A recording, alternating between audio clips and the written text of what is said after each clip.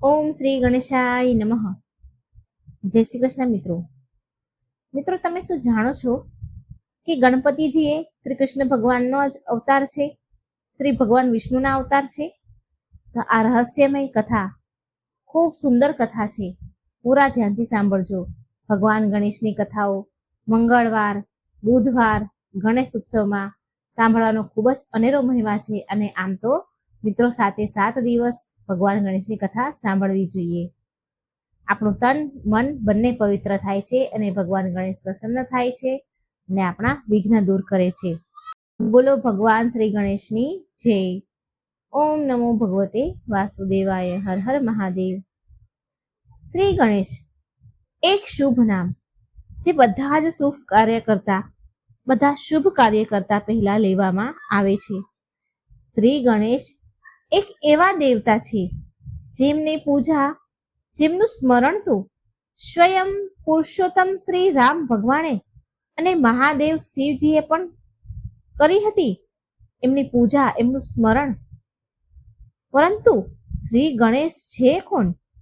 આ પ્રશ્ન એટલા માટે ઉદ્ભવે છે કે સ્વયં દેવી પાર્વતી અને મહાદેવના જ્યારે વિવાહ થયા હતા એ સમયે પણ શ્રી ગણેશજીની પૂજા કરવામાં આવી હતી.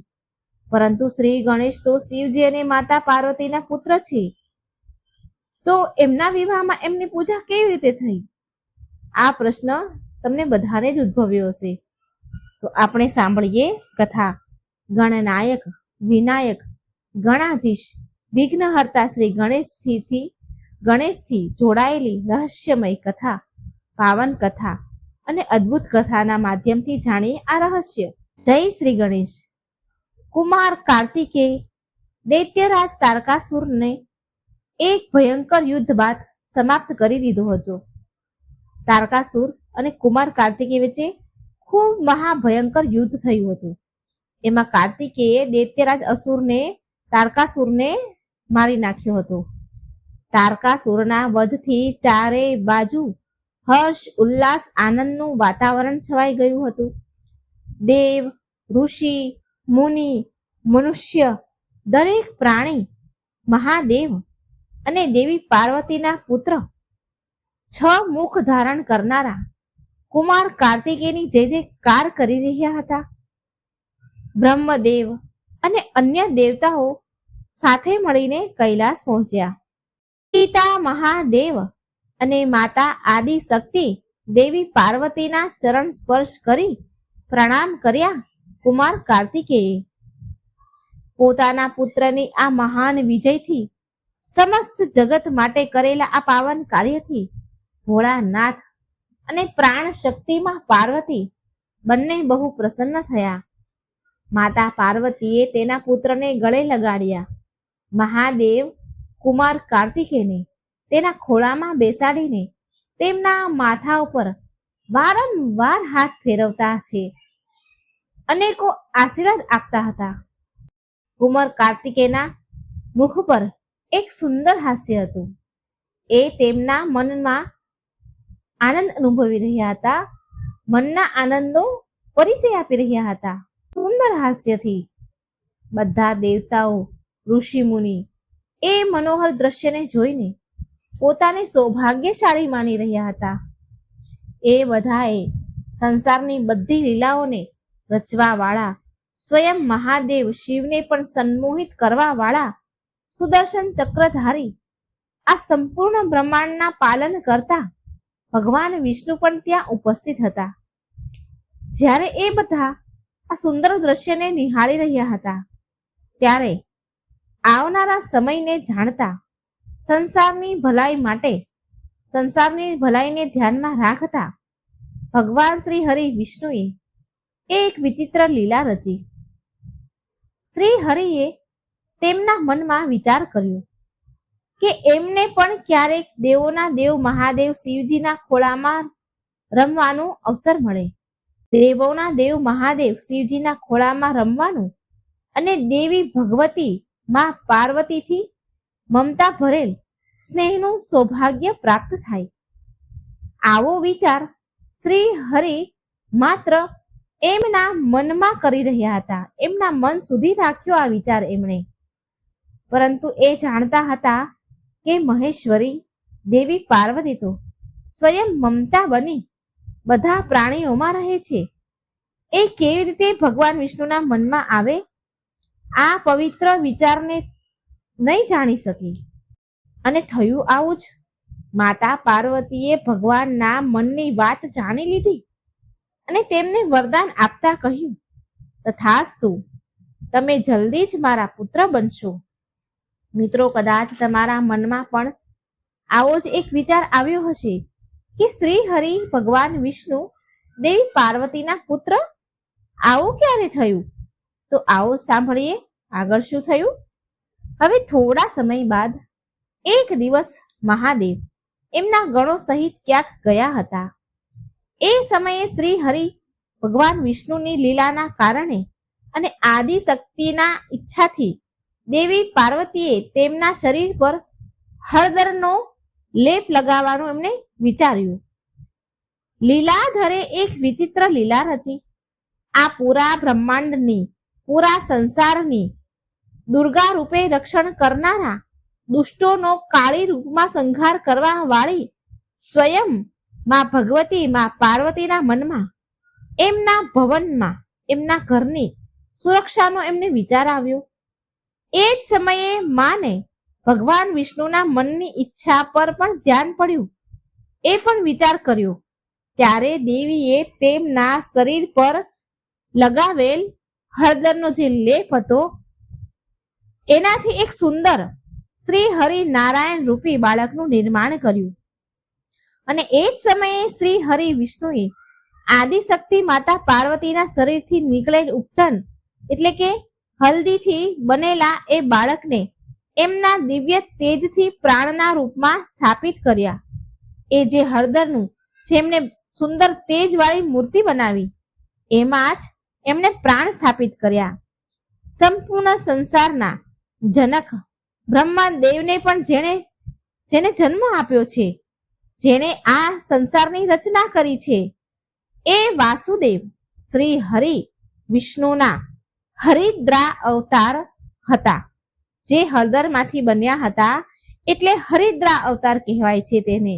તથા સર્વશક્તિમાન આદિ શક્તિ દેવી પાર્વતીના શરીરમાંથી પ્રગટ થયા. એ બાળકનું નામ માં જગદંબાએ પોતે શ્રી ગણેશ રાખ્યું. ગૌરી પુત્ર ગણેશ. જે દેવતાઓ, ઋષિઓ અને મુનિઓના આ સંસારના જેટલા પણ પ્રાણીઓ છે એ બધાના સ્વામી, એમના ઈષ્ટ શ્રી ગણેશ થયા. મિત્રો, આગળની કથા વધારે અદ્ભુત છે, ધ્યાનથી સાંભળજો.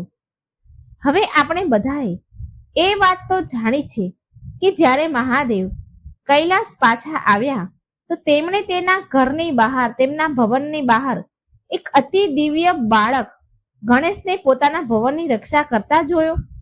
જ્યારે શ્રી ગણેશે માતા પાર્વતીની આજ્ઞા અનુસાર ભવનની અંદર જવા માટે શ્રી ભગવાન મહાદેવને રોકે છે. ભગવાન ગણેશ મહાદેવને અંદર જવા માટે ના કહે છે એટલે શિવજી ક્રોધે ભરાયા અને ગણપતિજીનું માથું ધડથી અલગ કરી દીધું. ત્યારબાદ માં પાર્વતી ખૂબ ક્રોધે ભરાયા. તેમના ક્રોધથી બચવા માટે ભગવાન મહાદેવે એક ગજ, એક હાથીનું માથું બાળક ગણેશ પર લગાવ્યું. ત્યારે મહાદેવે શિવજીએ ગણપતિજીને કહ્યું, હે જનાર્દન, હે ગણેશ, હે નારાયણ, મારાથી જે અપરાધ થયો છે ને એ તમારી જ લીલા છે, પરંતુ આ તો અપરાધ તો હતો જ. અપરાધનો દંડ તો મારે ભોગવવો જ પડશે. માટે આ કારણથી જ્યારે તમે દ્વાપર યુગમાં તમે તમારા પૂર્ણ અવતાર શ્રી કૃષ્ણના રૂપમાં જન્મ લેશો ત્યારે મારા એક ભક્તને આપેલા વરદાનના કારણે મારું અને તમારું યુદ્ધ થશે અને ત્યારે હું તમારી શક્તિ આગળ પરાજિત થઈ જઈશ. મહાદેવ શિવજીએ આવું કહીને પોતાના જ પુત્ર શ્રી ગણેશને પ્રણામ કર્યા. ત્યારબાદ બધા દેવતાઓ પણ ગણપતિજીને કેટલાક વરદાન આપે છે અને પ્રણામ કરે છે. બ્રહ્મદેવે કહ્યું, હે ગણેશ, તમે જ નારાયણ છો, જેને આ સંસારને રચ્યું છે. પૂર્ણ પરમેશ્વર પરમ પુરુષના જ સાક્ષાત સ્વરૂપ છો. એ હરિ વિષ્ણુનું આપ તેજ છો. માટે આજથી જ તમે પ્રથમ પૂજ્ય દેવ છો. મિત્રો, ગણેશ સનાતન છે, એટલે એ તો દરેક તત્વમાં છે. એ એમની લીલાથી હરિદ્રા એટલે કે હળદરના લેપમાંથી ઉત્પન્ન થયેલા ગણેશ બન્યા. તો ક્યારેક લંબોદર, તો ક્યારેક વિનાયક, તો ક્યારેક વક્રતુંડ મહાકાય સૂર્યકોટિ સમપ્રભમ નિર્વિઘ્નમ કુરુ મે દેવમ સર્વ કાર્યેષુ સર્વદા. ગણેશજીમાં મહાદેવનું તેજ પણ છે અને જગદંબાની શક્તિ પણ છે. એ જ વિષ્ણુ છે અને એ જ કૃષ્ણ છે. બ્રહ્મ વૈવર્ત પુરાણમાં કહેવાયું છે કે ગણેશ સ્વરૂપ શ્રી કૃષ્ણ કલ્પે કલ્પે એક બાત મજહા, એટલે કે હે દેવી પાર્વતી, ગણેશ રૂપમાં સ્વયં શ્રી કૃષ્ણ પ્રત્યેક કલ્પમાં અલગ અલગ સમયમાં આપ જ પુત્ર બની અવતરિત થશે. જનગણનાયક ગણાધિ વિનાયક વિશે વેદોમાં લખવામાં આવ્યું છે કે કળિયુગમાં ચંડી અને શ્રી ગણેશ જલ્દી ફળ આપનારા દેવ છે. હે સર્વેશ્વર, ઓમકાર રૂપ નારાયણના સ્વરૂપ વિઘ્નહર્તા મહાગણપતિજીને વિનંતી સાથે કહીએ કે હે ભગવાન, અમારા કષ્ટોને દૂર કરો અને અમને સૌભાગ્ય પ્રદાન કરો. હું લંબોદરને શ્રી ગણેશને કોટી કોટી પ્રણામ કરું છું. તો મિત્રો, તમે સુંદર રહસ્યમય કથા સાંભળી. ગણપતિજીના જન્મની કથા તો લગભગ બધાએ સાંભળી જ હશે, પણ આ રહસ્યમય કથા ભાગ્યે જ કોકને ખબર હશે. તો આ પવિત્ર વાર્તા બીજા સુધી પહોંચાડજો, જેથી બીજાને પણ આવી રહસ્યમય ભગવાનની કથા વાર્તા સાંભળવા મળે અને એમનામાં પણ ભક્તિ પ્રગટ થાય, ભક્તિ ઉત્પન્ન થાય, એને આ ભવસાગર તરી જવાય. તો મિત્રો, કમેન્ટ બોક્સમાં જરૂર જણાવજો કે તમને વાર્તા કેવી લાગી. જય શ્રી કૃષ્ણ. રાધે રાધે. Thank you.